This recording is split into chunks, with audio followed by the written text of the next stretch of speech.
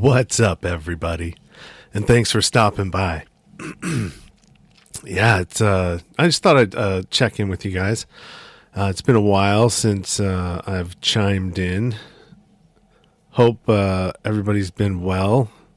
Hope your Super Bowl Sunday was all that you had hoped it would be. Oh man, I got a seasonal allergies, man. So they're just kicking my ass for the last couple of weeks. So that's why I'm sounding a little bit congested. So episode 153, that's what we're working on here. First of all, let's let everybody know where they can find me if you want to listen on something else or possibly watch the video versions of these conversations, because they are available on video as well. So yeah, where you can find me is on YouTube.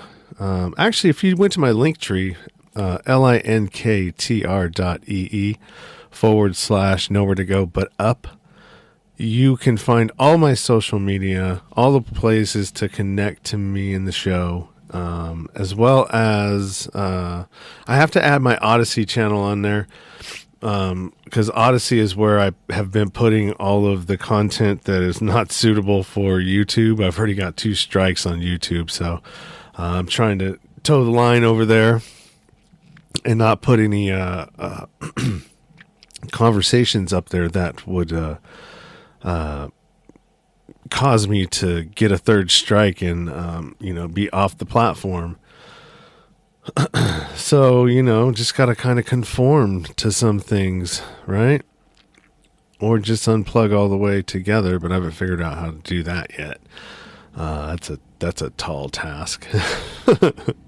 Just trying to think about mounting that insurmountable, what it seems, giant mountain of, like, how would you even go about doing that? Anyways, I'm getting off on a little detour there. So where are we at? Episode 153. So this episode was recorded, or this conversation was recorded in December of 2020. So if you've been following my podcast and you've listened to number 83, I believe it is, and that's when I hooked up with a gentleman by the name of David Durocher, and he is the executive director of the Other Side Academy, and that's out in Utah. And I came across David through somebody, my friend Shayna forwarded me a what was it? A TEDx talk that he had done, and I watched it, and I was like, holy shit, this dude's like legit, you know what I mean? Like, he really moved me, with what he was talking about. And so, immediately I went and looked for him. And I think within maybe an hour to an hour and a half, I had him on the phone and was setting up a time to get him on the podcast. And this was around the time when I was starting the nonprofit, and I wanted to, I was interested in like a home for males, 18 to 24, to kind of do this sort of a program like he was doing there. And it's a therapeutic community. And so basically it's a behavioral therapeutic community. And a lot of the people that are there are people that are chronic incarcerated people, right? So chronic incarceration, drug addicts, chronic, drug addiction. And so, they come to this program for 2 years. That's what they have to sign on for. And, they live and they work in the, what do they call those, social enterprises that they own and run. Which is a moving company, and then also a couple thrift stores.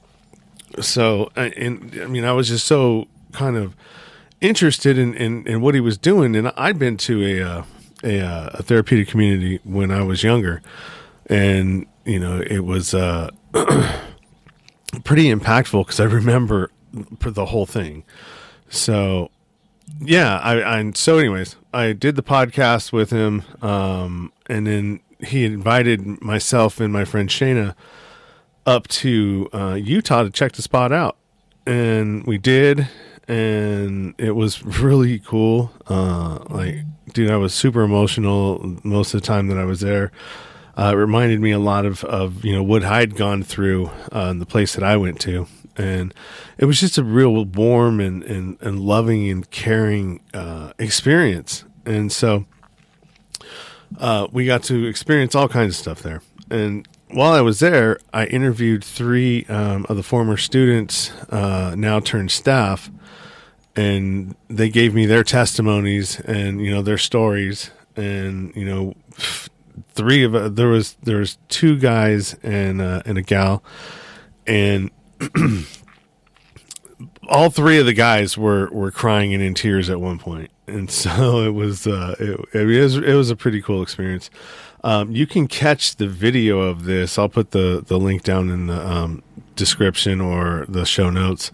And so the video of this is basically, and also too, while I was there, I brought my drone, so I took some footage and everything else. So I linked up some of the footage in the beginning as like an intro and sort of explaining, what you're looking at, and then it moves into the interview or the conversation. So yeah, I don't have a whole lot. I've got a lot of content still that needs to get out, and I'm trying my best to be motivated to do it.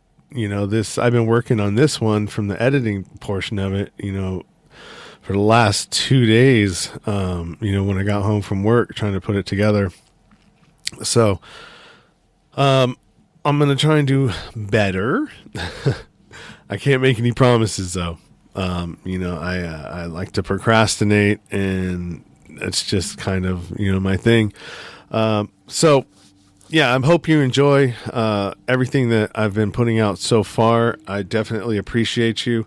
And if you're, still hanging on even through, the freedom stuff and, my views on that topic and, the other things that are going on in the country and in the world, then cool, man, because you're in the right place in my mind, because I'm really plugged into a lot of that stuff. So if you ever have any questions or, comments, or, you want to reach out to me in any way, if you want to reach out to me, feel free. And you can do that at nowheretogobutupnow@gmail.com. And yeah, the link tree, every place you can find me. If you want to help support the show, that'd be awesome. I've been, funding this thing for, since the beginning, and it'd be cool to, catch some support from the listeners, and, so I can help keep this going, and get a website. And I have a website. I just don't know how to do the WordPress thing, man. And it's really, it's frustrating when I try to get to it, and I don't know. Anyways. So yeah, I would definitely appreciate some of that, and you can do that. You can buy me a coffee, and all those links are in the link tree, which all of those links will be in the show notes. Also too, there's going to be a thing in the description in the show notes of, oh man, what was it? So if you have anybody that fits into the category of what I just described, the Other Side Academy and the students that kind of go there, there's going to be an informational thing in there as well as to how to get somebody in there. And it's free. It doesn't cost anything. It just, you got to be willing to change your life and change your behavior. And so if you know anybody that fits that description, ways to get them into that program are in the description of this episode. So, yeah, I think that's it. Yep, that's definitely it. So, hey man, let's get to the show. Sean Dustin spent time in federal and state prison for drug trafficking and fraud. Upon release in 2006, he had nothing but the clothes on his back, a bag of mail, and legal paperwork. In 2010, he kicked a long-time methamphetamine habit and started the long climb back up the ladder of life. This is the Nowhere to Go But Up podcast. If you want transparency and authenticity, you're in the right place. This is the Nowhere to Go But Up podcast, and this is Sean Dustin.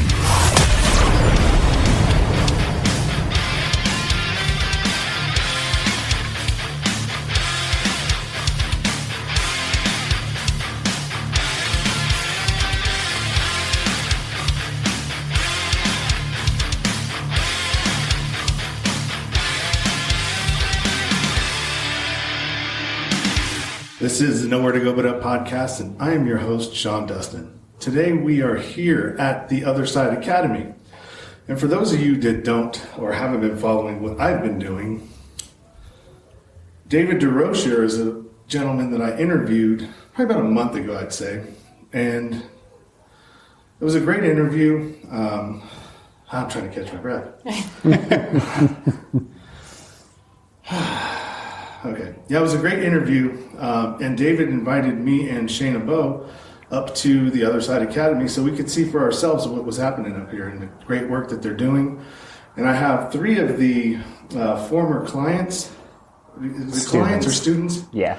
Former students from the Other Side Academy that are now staff members.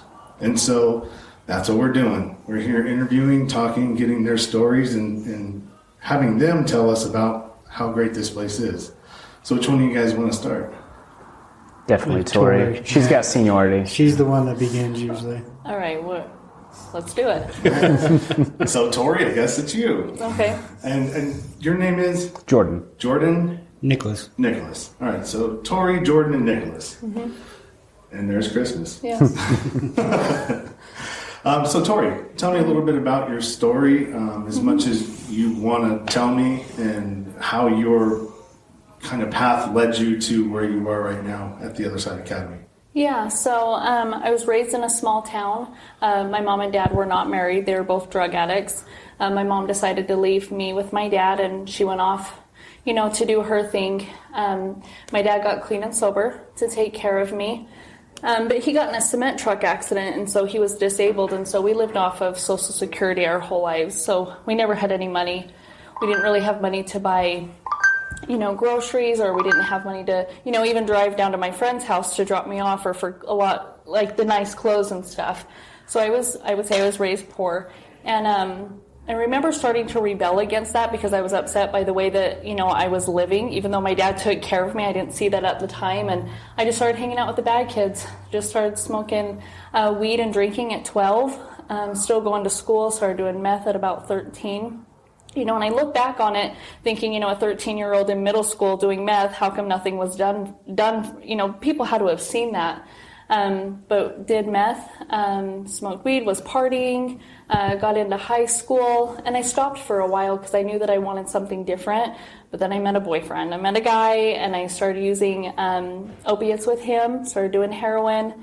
Somehow I graduated high school. I'm not sure how I did that, but I do have my high school diploma. And getting into my, after I graduated, I just started using more heavily. I started getting charges at 18, 19, in and out of jail, withdrawing, in and out of jail, trying to get into treatment. It was just like this cycle all through, 18 to about 21.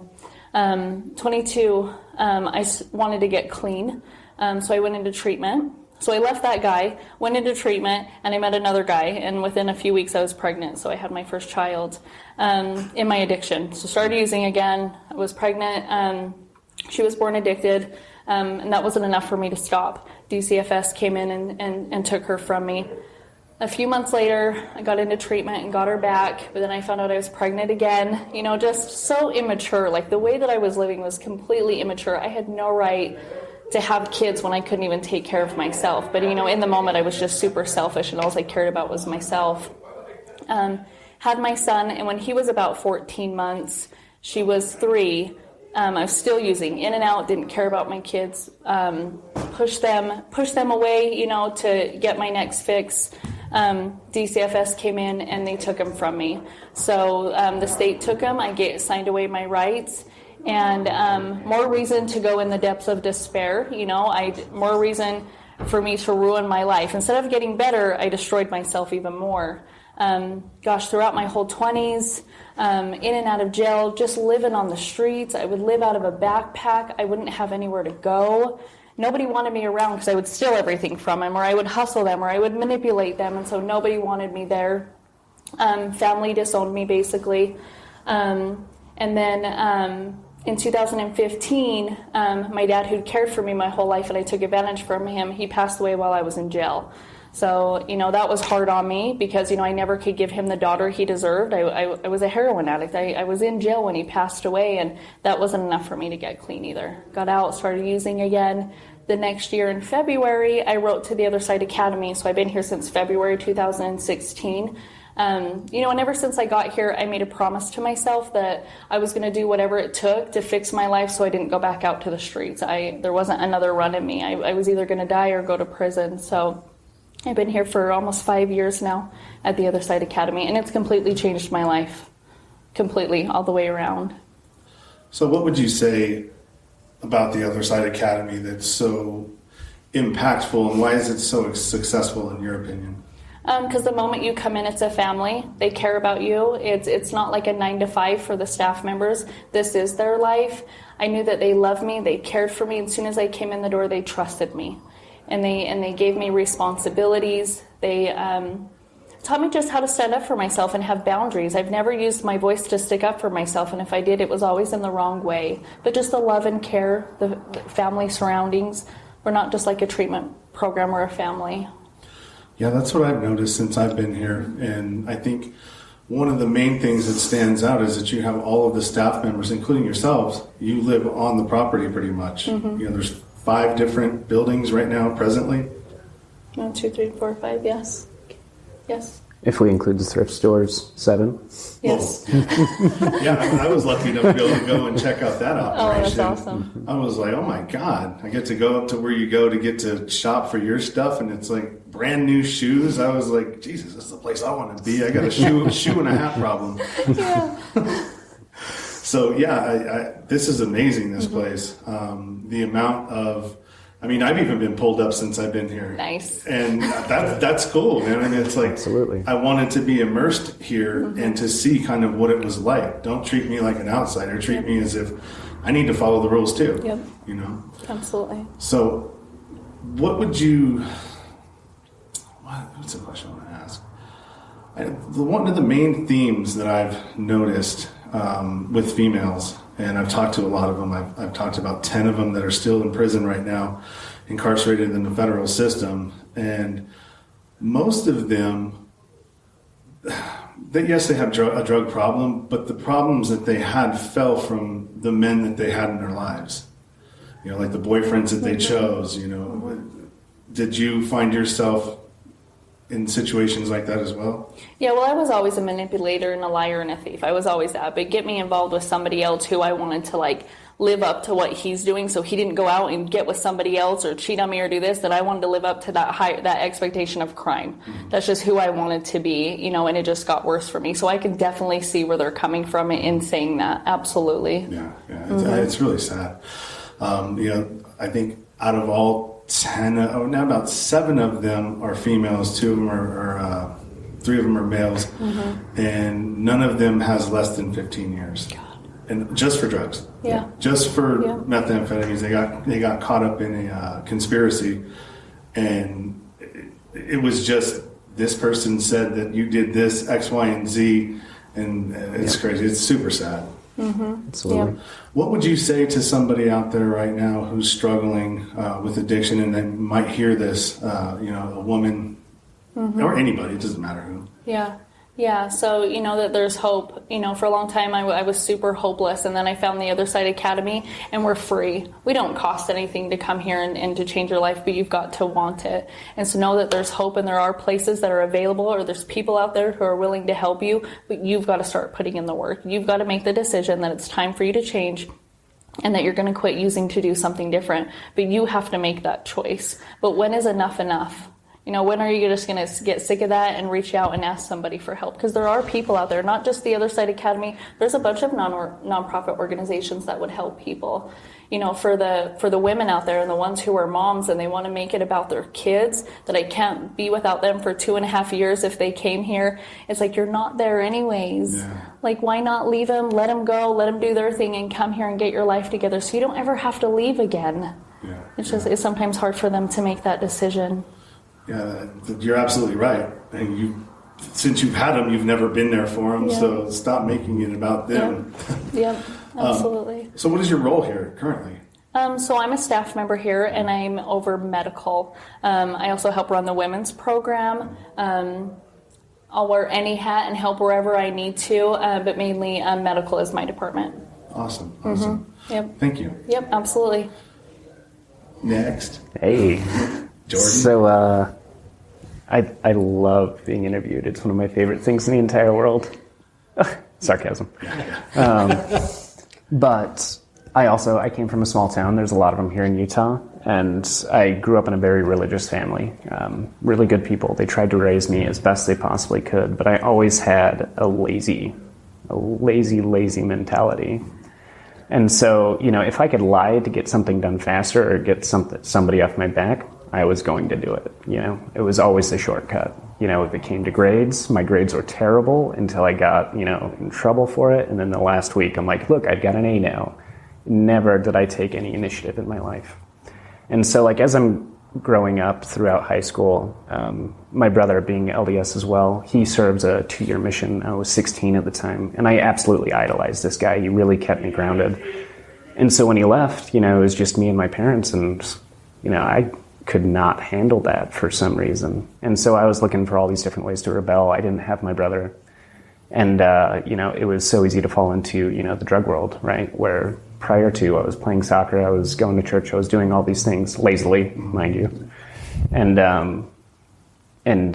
now it was just a straight drug world, right? And everything that I'd been taught my entire life, that drugs were going to kill you the moment that you use them, was wrong. And it kind of opened up Pandora's box for me. I'm like, everything they've ever told me is a lie, and I'm out to prove it. And so I just found myself, or I put myself in the worst situations, and it just kept progressing.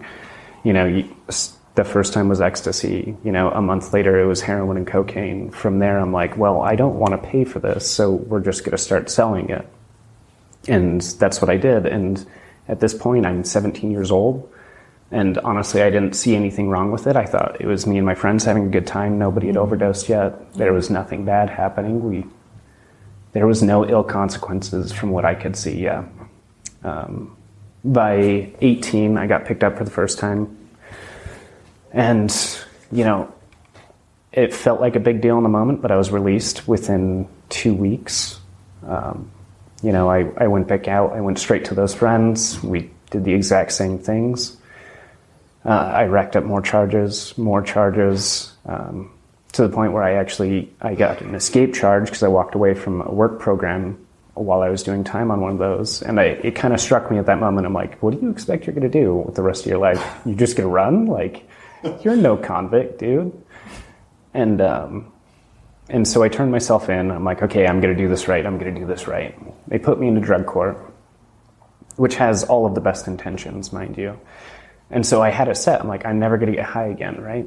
And so I tell them that as soon as I get into drug court, and I didn't. You know, I wasn't getting high off the things that I thought were important. But behind the scenes, everything that I could get away with, I was getting away with. And what it reinforced for me is, if you're not getting caught, it's okay. And so I graduated drug court, all the while not doing it right, thinking that the only objective was to get off of heroin and cocaine. And so, like, I threw it in their face. I'm like, look at how good I'm doing. And the things that never got addressed were, you know, boundaries, who I associated with, like long-term, like, effects of the choices that I'm making. And a lot of it was, like, I was much too young in mindset to even comprehend any of those conversations. And I wasn't in an environment where it was even held to a high esteem. You know, I got to choose my environment, which was my friends, right? And so graduated that. at this point in time, those friends had all kind of cleaned up their act, you know, but I'm just fresh off probation, and I'm like, all right, let's do this. Let's go have some fun, right? And it was a harsh reality when I realized I had to become a closet user, you know. All my friends are doing something different, and, you know, my sneaky mentality that I wholeheartedly adopted throughout drug court just became the new norm. And so, you know, it was just isolation and drug use for an extended period of time. You know, I'd had my life sectioned off into people that knew that I was getting high, and they were so far removed from the people that didn't, you know. And so I did this for years, and, you know, as that progresses, you know, your lies get more extravagant. The brazenness with which you steal gets even crazier. And, you know, I really lost all moral compass during this time period because I was by myself, and that's honestly what I believed. Pardon me if I get emotional. I also get emotional. It's one of my things. Yeah, I do too. It does. Always just right here. All right, and you're just fending it off. You're like, please, not now, not now. But anyway, that was a very lonely time period, and like I said, I would do anything. I would rob, cheat, steal, and the entire time you're hating yourself with this inability to do something different. You're like, I know I'm going to hate myself for doing it, but I'm going to do it anyway. And it just gets worse and worse and worse. And so through that time period, there's a couple times where I'm like, okay, enough is enough. So I go to a rehab, I do well, you know, I get out. There's about a month to 3 months, I fall on my face, and I'm like, okay, it was a one-off thing, I'm okay, and then I try and start over again. But each time I'm doing that, I'm selling everything I own, I'm lying to people, I'm destroying relationships. And so, like, there is no safety net, there is no community for me whatsoever, by my own design. And so finally I find the Other Side Academy after, you know, picking up more charges. Actually, what brought me to the academy, I'd actually gone into my probation officer and said, you know what, I'm unhelpable, take me to jail. And he's like, not going to do that, you know, go get yourself clean, go to the Other Side Academy. And I'm like, fine, whatever. I mean, it's not going to work. So I get here, and, you know, I was so used to manipulating and getting my way. And so when they said interview, I'm like thinking, I got this. It's not a big deal. And they sat down next to me, and they started telling me how much of a piece of crap I was. And I'm like, who are you? And I was so pissed because it was so right on, and I'd never been called out for it before. And this guy doesn't even know me, right? And he had my number. And I remember thinking, because they take you back out while they make their actual decision. And I'm like, I'm not going to get this, right? It's not going to happen. And thankfully they accepted me. And, you know, I won't lie to anybody. The first 18 months were so difficult. I did everything they asked me to, and it didn't feel good, right? Holding boundaries did not feel good. You know, none of those things felt good after you've lived for so long being a scumbag and doing the least, you know, path of least resistance, right? They're telling you to go into the resistance no matter what, and every single person in the house is going to hold you to that standard. But at the end of that 18 months, I look back and I'm like, oh my gosh, I didn't do anything I hate myself for.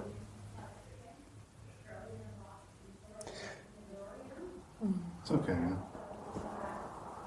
Anyway. You're almost getting me too, so. So from that moment, when I realized, like, you know, I've got something decent, it wasn't a hard choice to stay longer. It was uncomfortable, but well worth it, you know. And yeah, kind of brought me here. At the end of my third year, they offered me a job. And so, yeah, here I am. Thank you. What's your role? You're IT? Yeah, I'm our IT manager, so taking care of the contracts for internet, phones, all of those sorts of things, making sure that we're functioning that way. It's awesome, man. Mm-hmm. Thank you for being so honest and open. Yeah. I know it's not easy. It's the crying part that gets me, you know? God. You feel it. It would be so easy if I wouldn't cry. You know, these days, when that happens, and sometimes it happens at the oddest moments. It happened when I was interviewing Dave, and at the very end, it's like, it was just flooded with emotions. I do it now, like almost now. It just, I don't know if that's because there's still things that need to be worked out, or if it's, or just need to keep letting it out until it just doesn't come back anymore. I'm still waiting for that. It hasn't happened yet. But, I just roll with it. Yeah, You know what I mean? I think so. I think it's more admirable that you can do that in front of me, somebody you don't even know. These guys you're comfortable with. You probably cried with them a few times in your life so far, right? Phew, definitely. Thank you. I'm honored that you would feel comfortable enough with me to show your emotion like that. Absolutely. You. How are you going to follow that? Well, I'm going to do my best. So, I think we're all from small towns, turns out, after listening to everybody. I was born in San Diego. I'm the middle child of 6. My mom and my dad moved to Vernal when I was maybe a year old. So, Vernal, Utah, small town. My upbringing was, my dad was a severe alcoholic. My mom and him did drugs together. So that was kind of the norm, physical beatings of my mom. Never us kids, but, my childhood was very, it was just rough. Never as rough as, in the moment didn't seem that bad because that's all that I knew, but looking back I know it was pretty crazy. So severe alcoholism, meth use, drug use was just the norm growing up. That's what my household looked like. The trap house, people don't know it, just people in and out. If they're there to buy drugs. That was what I was raised in. My dad was deported when I was about 8 years old, didn't have any contact, deported to Fiji for drugs, And at that point, they split us all up, the 6 brothers. 3 youngest stayed with my mom, the 3 older ones all lived with an aunt. And this just kind of went on. I remember being a young kid, and all I really wanted was to protect my mom and be there for my mom. And my mom could never tell a lie, right? I believed whatever she told me. And I kind of latched on to that, and that kind of led me into, eventually when I was 13, using meth with my mom for the first time, And this is probably the worst that my mom ever got was around this time, before she went to prison. But, I remember that was the norm, and I just remember craving that attention and just wanting, to be noticed. Because before I started using drugs, it was always, door was closed. Only time I seen her was in between her coming in and out or people showing up, things like that. My brothers, the 2 that were with me, they caught on to what was going on a little early, and they left. They went to live with my aunt. And I always resented them for that, like they abandoned my mom, Not me. I was going to stick it out, protect mama. And this went on until I was about 13. It was meth and marijuana. Not big drinking after my dad being an alcoholic. It was one thing I wasn't allowed to do. No rules, only one was no drinking. Crazy. Oh, don't bring the cops on. That was the other one. But so at about 13, I caught my first felony, breaking into cars. That put me into the system. I started going to DT. My first sentence was 45 days. Put me on probation and started me on the cycle that literally was my life until I came here. At about 14, my mom went to prison. She went on a 1 to 15. Cops raided the house. And she went to prison on a 1 to 15 for meth and a 0 to 5 as well. And I didn't really see her after that. I didn't talk to her. I was mad at her for leaving. And I started going on the run for the first time. I quit going to school. Only time I'd go to school is when I was at home or could back at my aunt's. I hated being there because she, I had to come home after school. I had to go to school. She didn't like any of my friends because they're all druggies. It was rules, something I wasn't used to. So I rebelled. I ran. I ran every chance I got, and so that was just kind of the cycle going through. And what would happen was I would average about 3 months where I wasn't actually incarcerated. And this was my juvenile life, right? So I'd be running, living on the streets, living couch to couch, looking back, I was homeless, but I didn't look at it like that. I was a kid. As long as I had somewhere to stay, I knew plenty of people because those were all the people that were coming to my mom's house growing up. They all knew me, you know what I mean? So I always had a couch to stay at, you know, and people kind of felt bad for me. But that's what I knew as life, and that's what I did for the longest time. Didn't graduate high school. I didn't make it long enough. The most I made it to my 10th year. And then by then I was locked up so much that me just showing up to school was pretty much pointless. And when I was 17, I met Kip, my ex-wife, well, currently in the process of getting divorced. And I had finally got to the point where I was turning 18, I'm arrested, and they're going to terminate me. I'm finally going to be off probation. So from 13 to 18, I'm on paper. I had to pee in a cup. I had to follow these rules. And I'm thinking 18, wow, you know, here I am, I'm arrested. They're finally going to terminate and be off paper. I'll finally be able to live life. Because I'm blaming the system. I'm saying, well, drugs aren't bad. I can do what I want. You know, if I don't have to pee in a cup, I'll be fine. You know, I won't go to jail anymore. It's the only reason I get in trouble. The damn cup. Yeah, I mean, heaven forbid, you know, I actually just quit doing drugs, you know. But another thing happens when I'm 18. I have my son, my oldest son, you know, and no protection. I mean, the whole thing was just, you know, whatever happens, happens. And I have a son, you know. And I approach this, you know, having a son is kind of like, oh, okay, you know, this is the first time I realized that I wanted more for him than what I got from my dad and from my mom. And this is like the first time that idea kind of comes into my mind. And so I'm like, all right, I'm going to do this. And, you know, my meth use has been sporadic up until this point, kind of, you know, just kind of here and there. It hasn't been like a main focus. But, you know, around the same time I'm about to have my son and bring him into the world, you know, well, I didn't do a lot of the work. It was mostly her. But that's when it starts to get really bad. You know, that's when I notice the lies are the worst, you know. For all that resenting I did of my mom, for all the lies she told me growing up and not showing up, I actually became that person. I lied for, you know, if I was going to the store, you can best believe I was doing 12 other things that had nothing to do with the reason I left, if I even made it to the store. You know, and it started down this road of me just being this consistent liar. That's what I lied. And I had this mantra of deny, deny, deny, and then when you're caught, lie some more. If they can't pin it on you, you're good. And I treated everybody that I had relationships with, everybody that I said I cared about, that was how I did it. And that's how I lived my life. And I remember my son being born. I was there.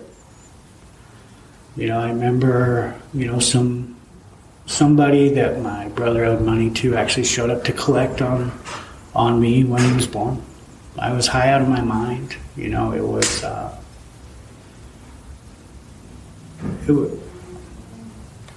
I was there, but I wasn't there. You know, I think it's been sad.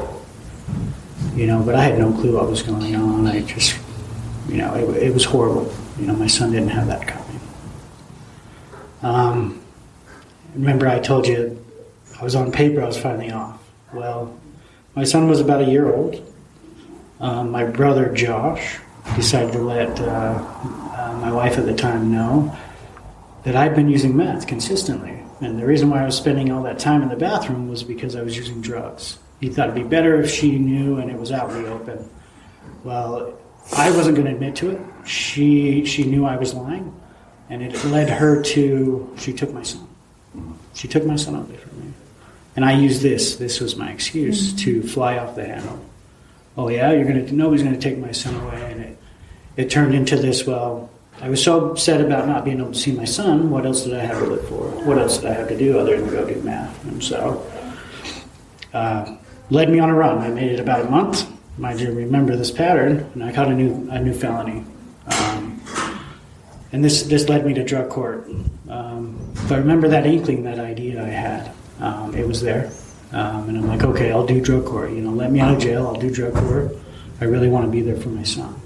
I made it about 2 years, right? I didn't graduate successfully. I made it about 2 years, though, of white-knuckling it, wanting to do more, struggling to survive. I mean, just a miserable 2 years for being sober. And I remember that very clearly. But I wasn't able to break the cycle, you know. I still ended up going to prison a few years down the road. Went to prison on the same exact charges my mother went to prison on. Crazy enough. Almost identical charges. I remember getting out of prison, with a plan. I did a program. I was in there. I was like, okay, this is what I'm going to do. I know everything I need to do. I'm going to be successful and be there for my kids. Get out of prison, make another baby. Seemed like the right thing to do, the way I was raised. So I made my daughter, or I made my son when I got out. Fully intentioning, all the best wishes. I wanted more. I wanted to do. And I'm off paper, right? There's no way they're going to put me on probation, so they terminated my sentence when I'm released. How long do you think I made it? Probably not far. 3 months. 3 months before I caught another felony. Right back in the system, right back in the same cycle, except for now I'd introduced heroin into my life.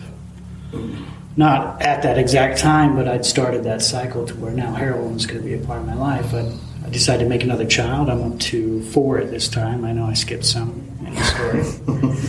But, that was my life, this consistent cycle of about 6 months intervals and then going to jail. In jail, sobered up, making all promises, saying I'm going to be a man, I'm going to show up, I'm going to do things for my kid. But the thing that it really came down to was I didn't know how to do any of those things. I didn't know what it meant to be a man. I didn't know how to process the emotions. I didn't know how to be there for my kids. I didn't even know how to tell the truth, or even what that looked like. She didn't have very good role models to begin with. There was people there. There was my aunt. Not all of my brothers took the path. There was options. Yeah.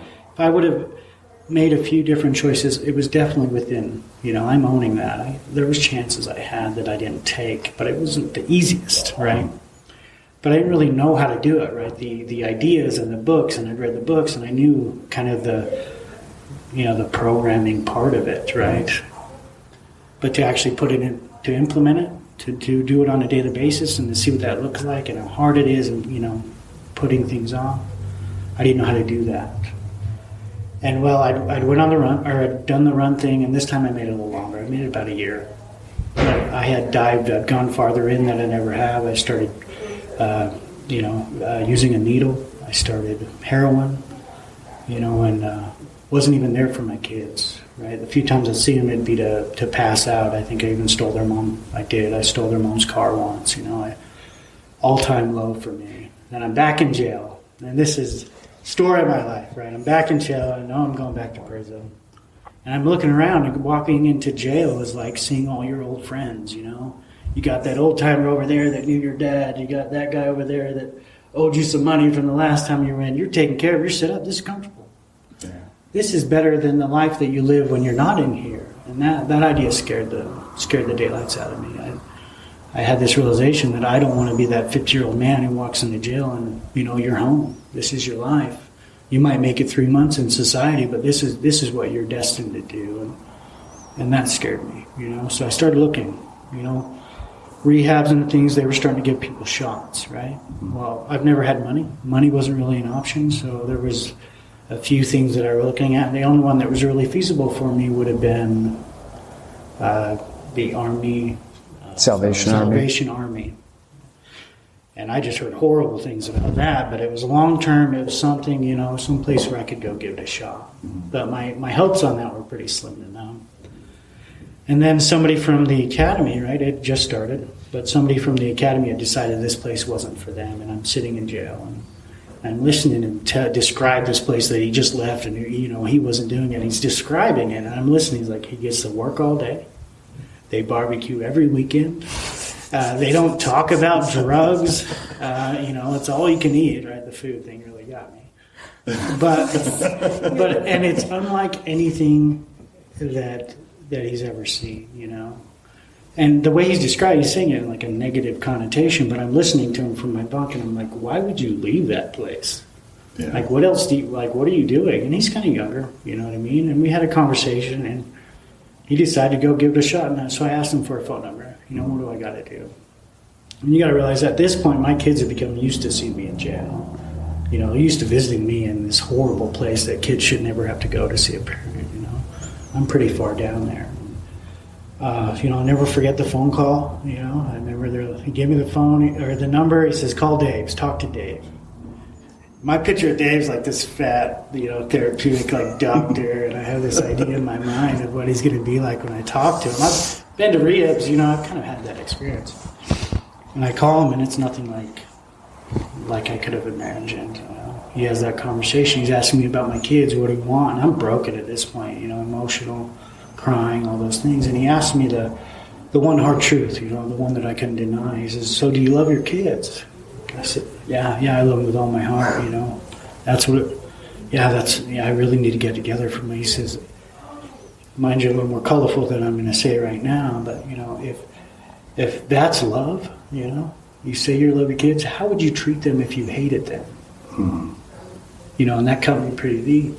And, I wouldn't treat my worst enemy the way I've been treating my kids all these years. The biggest thing here was that, for somebody with kids is that you can't speak to them, until you get your stuff together. The best thing for them is to give them space, Until you're somebody who adds to their life, you need to get out of their lives, And that was me to a T. He called me out. And I begged and I pleaded and I said, just give me a shot. That's all I ever wanted. Just give me a shot. I'll do everything you ask. And I remember getting the letter, the acceptance letter. And, you're in jail, you get this letter. I've never been accepted to college, but I assumed that's what it felt like, And I'm like, boom! And I, jumping on the table. And I got accepted to the academy and I got released. And my mother and my now ex-wife and my son and my kids, they drove me out here, And I'm saying goodbye to my son on the way. I could still feel the tear coming out of his eye as he says goodbye to me. My youngest is a baby. He didn't even remember. And I made it here, and I didn't know what I needed to do. I didn't know how I was going to do it. All I knew is I seen some people that were successful. People, when they look at us, I'm sure that's what they see. And they had done something similar. And I trusted them. And I said, that's how I did my entire time here was, whatever you need me to do, I'll do it. I trust you. Just tell me what I got to do. And I did it every single day, sometimes a little overzealously, if you ask people who did their stay with me. And I stayed the 2. I didn't see my kids, didn't talk to my kids, didn't do any of that until they said I was ready, right? It wasn't a time frame. It was when did they feel like it was an appropriate time for me to reintroduce them back into my life, And it wasn't about me, right? It wasn't about me feeling better and being a part of me. It wasn't about that. It was when's a good time for them? When's it a right thing to do for them? Well, it's pretty simple and straightforward. When I know for certain that I'm going to be in their lives for the rest of their lives. Until then, don't even bother because they've already said goodbye. They've already done their thing. In 2 years, I decided to stay a third. I'd made my decision before then. And then I reintroduced myself back into my kids' lives. And it's been a slow, steady, sometimes painful thing. And, I wouldn't trade that for the world at this point. My relationship with my kids is still not, I don't have them every day. I still miss things, but you know what? They know that I'll be there for the rest of their lives. And I've showed up and I've done that. I stayed my third. I took a kind of a different path. I decided to work out it's almost been a year now. I went and got a job at a Lexus dealership, tried out a few things. I had a dream of always going to school. I went to school, did a coding boot camp for web design, and then the academy offered me a position to help build a school here for students graduating. And the one thing I noticed missing in my life when I was out there, doing it was the purpose. One thing you gain at the academy while you're here is a sense of purpose. I know that my interactions and the things that I'm doing with people and for people has a bigger purpose. And it actually helps people. I know that because it helped me. It saved my life. The relationships that I have today with my friends, this is my best friend here. We live together, we work together, we work out together. It's pretty ridiculous. But with Tori, I've never known relationships like this in my life. Honest, caring. These people care about you. And you could feel that when you come in the doors. I'm sure you felt that. That's what Tori meant by family. It's genuine. I didn't really have that. I didn't have that. I didn't know how to give that to my kids until I came here.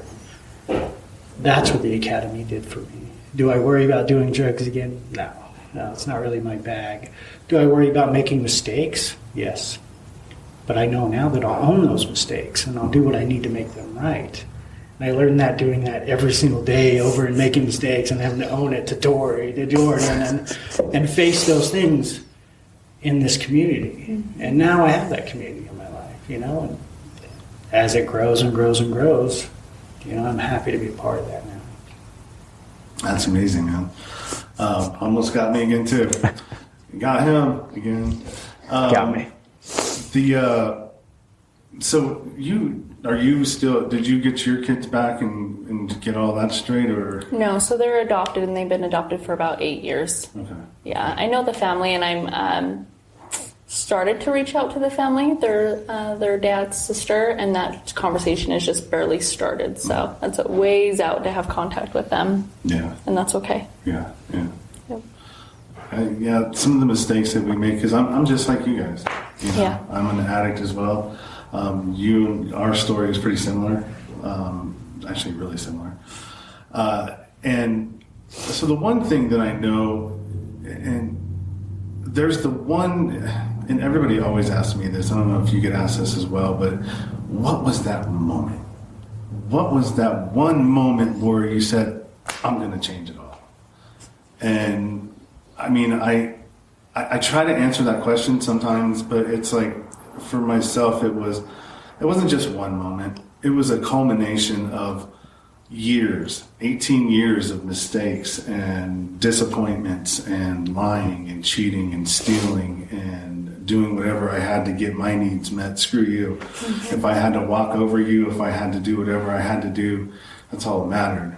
But there was one moment that I did pinpoint, and it was when I was trying to manipulate myself back into my ex-wife's life for like the 85th time. I had been chasing her down a highway, driving like a madman, trying to chase her down, and she literally pulled over because she said, "You're going to kill somebody. What's wrong with you?" And the one thing that I can remember is I was crying uncontrollably, and it was.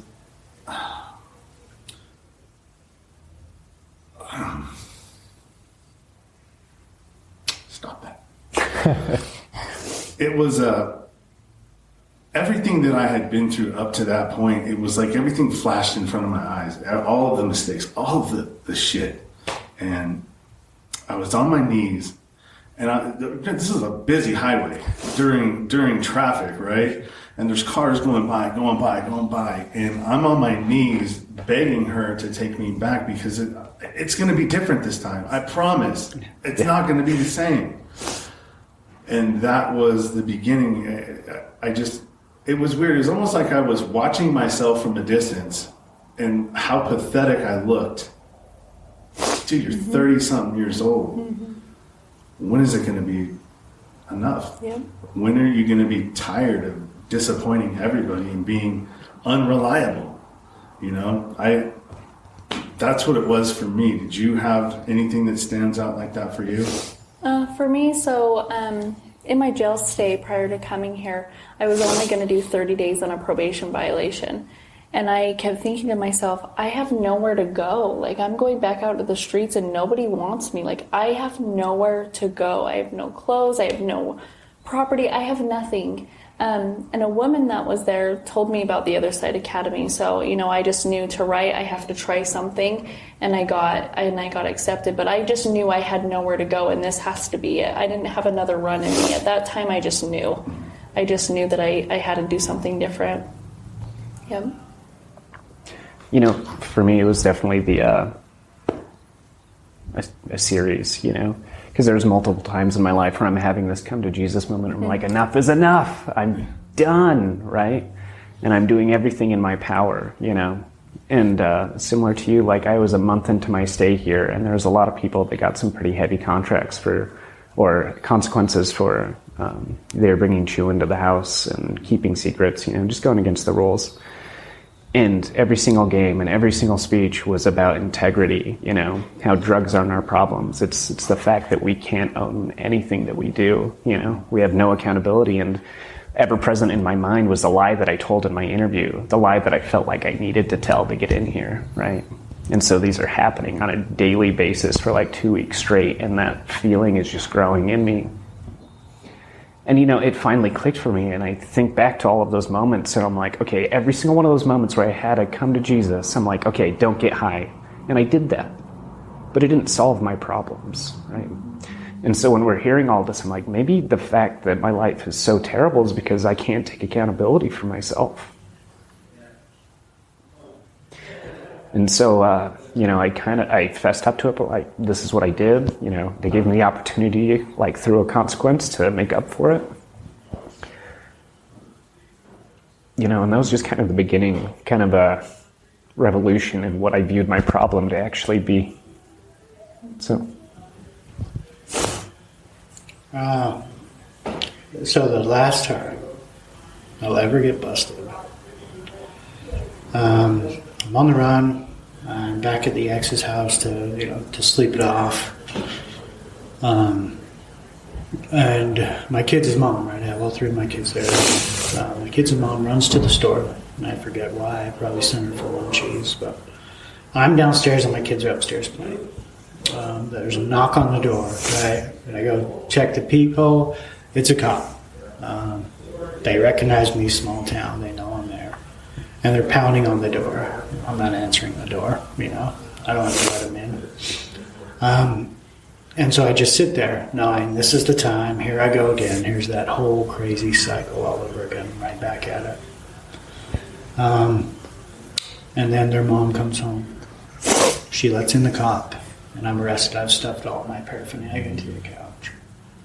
And I'm bawling, right? I'm bawling because this is my life, because I'm a hopeless wreck. And I'm bawling like a child. I remember you saying you're looking down and how, just how embarrassing that is. And my oldest, he would have been 9 at the time, comes downstairs. He's got his baby brother and his little sister with him. And I look at him bawling, and I said, Dad's going back again, Sorry, little man, you got to take care of your brother and sister and your mom. And he looks me right in the eye, and he says, okay, Dad. Like a man. He looks me in the eye like a man, and just nods, no emotion, My little man, and he takes his little brother and sister, takes them upstairs. Cops are searching the house, but he was more of a man in that moment than I had ever shown him to be, And, I never will put my kids through that again, But that's that moment for me.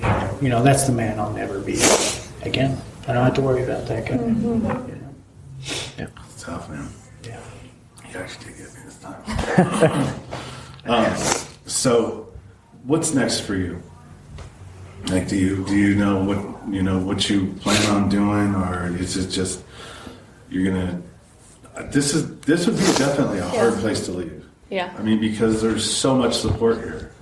There's anything you could possibly want is here. If you have an issue, you have plenty of people to talk to about it. You have friends. These guys are all family. What goals do you have? Well, let's go back just a second, because I know that the one thing that we all share is, and one of the biggest problems that we all probably have, is self-esteem. Mm-hmm. And what we were doing when we were out there was giving us negative. We were getting self-esteem, but it was in the wrong direction. Mm-hmm. We would do things that would, in the criminal world, would be like, yeah, boy, yeah, that's all good. Yeah. But it's things that inside made you feel like shit. Yep. But it was a self-fulfilling prophecy, because it's like, all right, well, the more shit I feel like, well, then it just gives me a better reason to go use drugs. I'm a piece of shit anyway, so who cares? Yep. Right? And you just keep repeat, mm-hmm. rinse, repeat. And what I feel like this place does for all of the people here is the accountability is one thing, but it allows you to see that you guys are good people. We're not bad people. We made bad decisions. Mm-hmm. The behaviors that we had to use to get, to survive in prison, in the element, all of those things were beneficial for us in those circles, right? And those are the hardest ones to break. And I think that this model here, the peer to what's the word I'm looking for? When you have your peers telling you, what to do versus the guy that or the woman that read the books and has the letters behind her name. Has never been an addict, doesn't know what being on drugs feel like, has no idea what it feels like to be abandoned or to have to abandon your, the people who you say you love. What, I don't even know where I'm going to go with that. I lost my train of thought. This emotions, man. I'm telling you.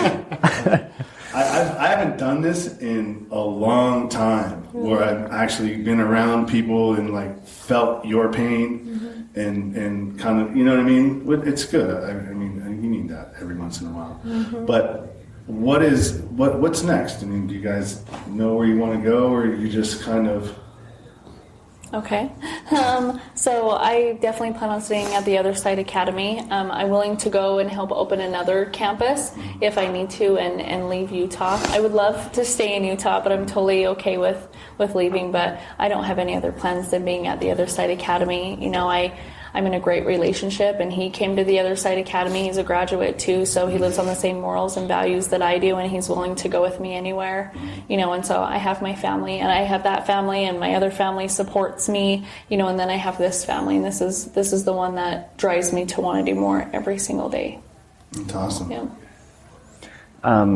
When I graduated and they offered me the job, I told myself I'm gonna do this for 5 years.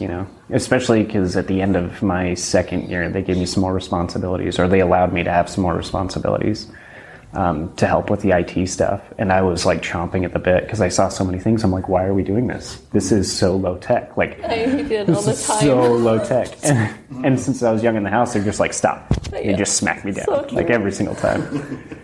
And I really feel like I can help this place to the fullest in the next 5 years, give them everything that I have to offer with the things that I know and the things that I can learn. And then, past that point, I've tossed around all sorts of ideas, but I don't have anything solid as of yet, But I know next 5 years include that.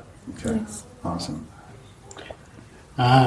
So I just started back on, so definitely 5 years. Okay. But nothing's locked in, It's really about seeing what I can accomplish in 5 years here and see where that's at. To see where that's at. Because there's this dream, right, this idea. And one thing the Other Side Academy is able to do is make dreams and ideas become reality, Joseph's got this idea, and Dave, and, if I can just be a part of that process and build it, how crazy would that be to not try and be a part of something like that? And so I'm excited to see what these next few years bring. If after 5 years, I don't know. I'm with Jordan. We bounce crazy ideas off each other all the time. But I definitely don't think money's going to be the decider. I know it's tempting, but the purpose. Yeah. Whatever I move on to, I need that purpose in my life. Yeah, money's overrated. You need it, but I mean, from somebody who was making great money out there, COVID really changed everything for me. And I was on a trajectory to be a business agent in my local, sacrificing a lot of time with my daughter, who's 3 years old. And when COVID hit, we were in the lockdown from the 19th, and I was spending way more time with her. And I was like, you know what? I got to pivot out of this. I can't. Yeah. How was I willing to give up that? You know what I mean? Where most people would give their life to get that back. Yep. So that's kind of awesome. That's kind of where I'm at. And another thing that I think that is super awesome about being able to be in a community like this is you get to watch people come in broken. Yep. And watch the process. Oh, yeah. And in 2 years, the difference of this person to then has got to be really, really amazing. It is. Well, it's interesting. Right before we came in here, Tori, Dave, and I were having that conversation about one of the students as they walked by, and we're reminiscing how they were a total wreck, caged animal in games. And now they are the happiest camper, positive influence, about the cause, And this is over, he's been here 3 years now? Yeah, almost third is fourth, yeah. Yeah, almost 3 years now. And it's just amazing because I know me when I was beginning in the house and I saw all these broken people, I'm like, no way. there's especially no way for me, but not for you, not for you, not for you. And it's amazing because I was a very callous person, and to have that hope now because of this place, that's pretty amazing. You know, we all grew up together in the house. We're not very much far apart from each other. So the reason why we are the way we are today was because of each other. Yep. I can thank, you know, each one of these guys for helping me. He pushed me out of my comfort zone so much to where I actually have a personality today, you know, and I can thank these guys for that. That's awesome. Absolutely. And Nicholas, how he's talking about his zealotry and how he did the process. You know, I always felt like left behind. I'm like, geez, are you serious? Because like I'm the lazy guy, right? And I'm trying to do things to the absolute bare minimum, and then I see him doing it. I'm like, I am selling myself short right now. You know. So my first 2 years were very black and white, right? A rule is a rule is a rule. And you can thank Tori for that because she had that same personality defect. And, you know, I wasn't here to make friends. I was here to save my life. Yep. And, you know, these are all lessons they gave us, you know. You learn how to have boundaries and the friends will come naturally. Well, I took it to the extreme like I tend to do. To where it was difficult to be around me, you know, because I was always looking. I wanted to make sure I was doing this right. This is my only shot. And I took it. And so that third year I was able to round some things out, you know, work on some other things. And, you know, I'm still pretty black and white with things, but, you know, that's what I came here to get, you know. One thing I wanted to do was when I'm not okay with something, when something doesn't sit right with me morally, that I'll say something. And it's pretty cut and dry after you practice it as many times as I have, you know, that's something I came to get, and so that's something I put a lot of focus into, you know. And these guys helped me with that tremendously. Absolutely. Tremendously. That's awesome, man. I want to thank all three of you for being real, honest, vulnerable, all of the things that you learned here and are able to do with a stranger. Yeah. Well, we're not so much a stranger. We're all cut from pretty much the same cloth. We're all Absolutely. kin in a Absolutely. roundabout way. Yeah. But thank you. I appreciate it. And I hope that the people that are going to listen to this can appreciate it as well. Absolutely. It's not an easy life. But we do recover. Yes, we do. Absolutely. There's hope. You know?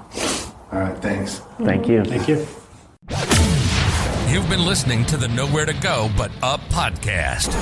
Sean is a single dad, a union blue-collar guy, and he spent time in federal and state prison for drug trafficking and fraud. When he was released from prison in 2006, all he had was the clothes on his back, a bag of mail, and some paperwork. Since then, he's turned his life around and shares the struggles and successes on this podcast. We hope you enjoyed the show, and we hope you were moved. To connect to the show, book a guest spot. For merch, Patreon, PayPal, and social media links, go to linktr.ee/nowhere to go but up. On Instagram at Nowhere to Go But Up Now. On Twitter at But Up Now. On the YouTube channel at Nowhere to Go But Up Podcast.